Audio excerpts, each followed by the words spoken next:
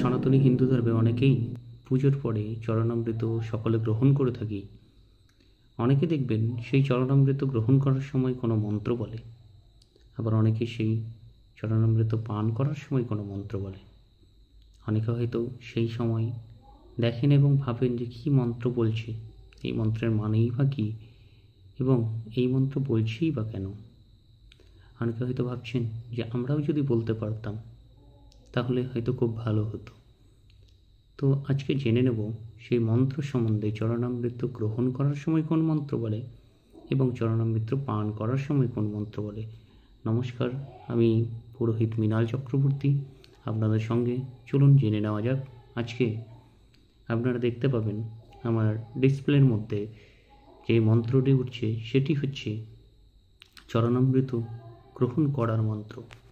দেখুন, মন্ত্রটি যেটি দেখতে পাচ্ছেন ডিসপ্লের মধ্যে, সেটি চলুন পাঠ করি। ওম কৃষ্ণ কৃষ্ণ মহাবাহো ভক্তানামার্তি নাশন সর্বপাপ প্রশমনম পাদোদকম প্রযচ্ছ মে। এবার চরণামৃত পান এবং মস্তকে ধারণ মন্ত্র।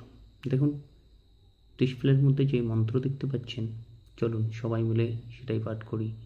এটা হচ্ছে চরণামৃত পান এবং মস্তকে ধারণ করার মন্ত্র। ওম অকাল মৃত্যুহরণম সর্বব্যাধি বিনাশনম বিষ্ণু পাদোদকং প্রীত্যা শিরসা ধারয়াম্যহম। এটা হচ্ছে পান এবং শিরে ধারণ করার মন্ত্র। যাই হোক, যারা জানেননি অবশ্যই আমার ভিডিওটা 2 থেকে 3 বার রিপিট করলে অবশ্যই আপনাদেরও জানা হয়ে যাবে এবং মুখস্থ হয়ে যাবে।